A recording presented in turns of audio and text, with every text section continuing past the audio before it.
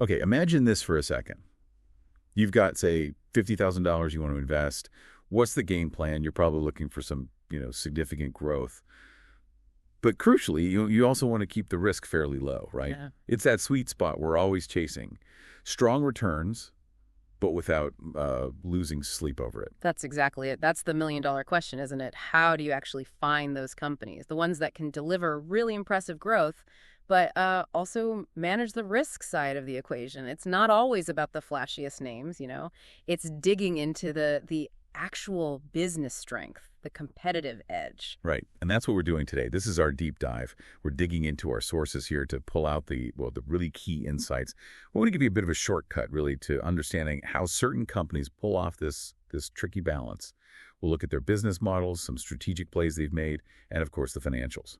Yeah, and we've got two, I think, really interesting examples today. They show these characteristics really clearly. They demonstrate how companies build these strong competitive advantages, these moats that really fuel that growth. And you'll see some common threads, even though they're in totally different industries. Okay, let's get into it. First up, meta platforms. I mean, if you think about a company that can, just burn through billions of dollars on essentially a side project and still be massively successful, Meta kind of fits that bill, doesn't it? It feels counterintuitive. It really does. And that's worth unpacking. The numbers are, frankly, staggering. Meta has basically absorbed over, $60 billion in losses just from Reality Labs. That's the division focused on the metaverse and AI hardware. I mean, think about that number. Those companies couldn't even conceive of spending that, let alone losing it. 60 billion. Yet, despite that, the stock's been on a tear. Up over 300% in the last 3 years or so. So what's driving that growth? What's the real engine here if Reality Labs is losing so much? Well, the engine is the sheer power of its core advertising business and the incredible growth of its main apps, Facebook, Instagram primarily. These parts of the business are just so profitable, they more than make up for those huge Reality Labs losses. It's an absolute cash machine, that core business. And that cash machine, it lets them handle threats too, right? Yeah. I remember everyone was worried about TikTok stealing their lunch. How did Meta manage that? They moved fast with Reels. Basically, they copied the format, yeah, but they rolled it out across their massive existing user base on Instagram and Facebook. And crucially, they plugged it into their existing very powerful ad system. Plus, their AI tools now are becoming absolutely central. They help Meta squeeze more value from ad slots, and they even help advertisers create ads, AI images, ad copy, that kind of thing. It's not just defensive. It's enhancing the core offering. And speaking of AI, that Meta AI chatbot, nearly 1 billion users. That's got to be the biggest user base for any AI platform out there. Plus that deal with Scale AI. Sounds like they're really pushing hard on the AI front, not just reacting. Oh, absolutely. They're shaping it. And, zooming out, Meta basically operates in a duopoly with Alphabet, with Google in the digital ad market. They control a huge chunk of it. But what's really interesting now is Meta is actually growing faster than Google in ads. Look at Q1. Revenue shot up 16% to $42.3 billion, and their operating profit, $17.5 billion. That's an operating margin of 41%, just incredibly efficient. 41% margin, wow. So that brings us back to the business model. It's almost like you said, a dream business model. They sell ads against content that users create, and they have, over 3 billion people using their apps every day. That's a massive built-in audience generating the product for them. Exactly. And that translates into what analysts call a wide moat, a really strong, durable, competitive advantage in digital ads and social media. It's built on those network effects. Everyone's there because everyone else is there, plus massive amounts of data, and they just keep iterating. It's tough to compete with. And from an investment perspective, the stock trades at a price-to-earnings ratio of about 27. So 27 times its annual earnings per share, which for a company growing this fast is often seen as a pretty good valuation. Not obviously cheap, but reasonable given the growth. Right. So pulling it all together for Meta, you've got strong growth, really wide profit margins, that powerful competitive advantage, and a valuation that seems, fair. Mm-hmm. It really positions it as a potentially solid pick for a large investment where you're looking for growth, but also relatively low risk given its market dominance. So the key takeaway isn't just the Reality Labs spending, it's the sheer strength of the core business that allows it. That's the real story. Precisely. Meta shows how a dominant core can fund huge bets. But, okay, what about a company that's maybe not such a household name?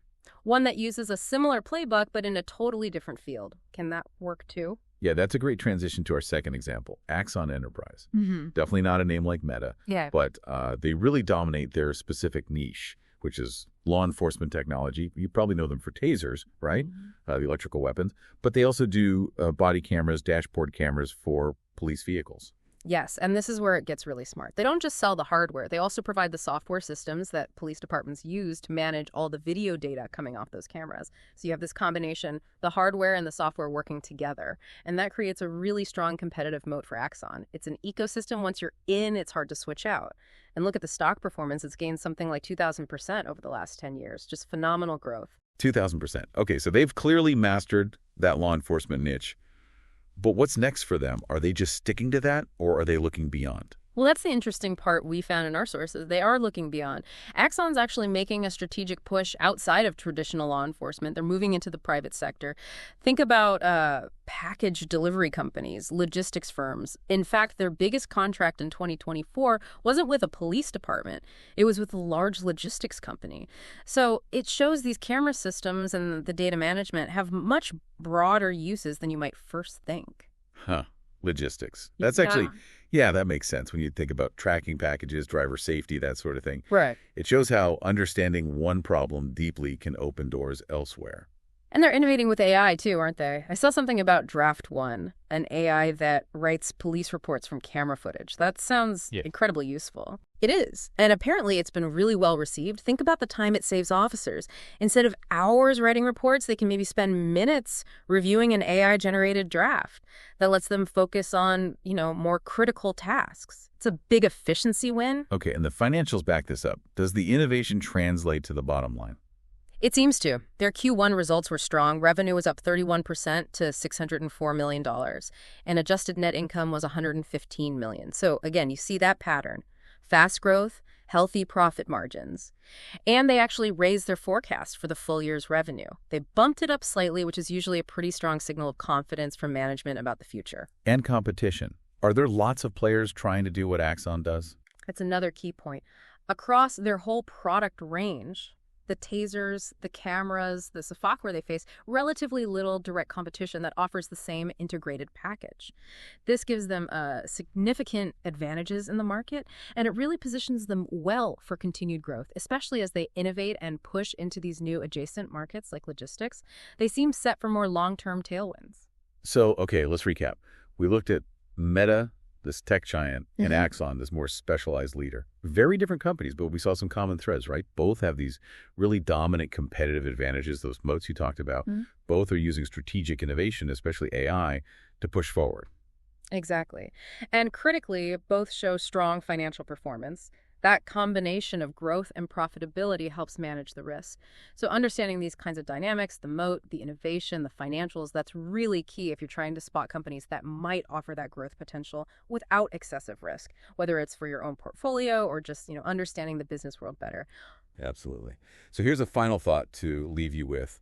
Thinking about Axon's success in its niche, what are the emerging technologies or maybe overlooked markets out there today? Where might the next strong moat be built? Perhaps by companies that aren't household names yet, but are quietly dominating a specialized field, ready for their own breakout growth. Something to ponder.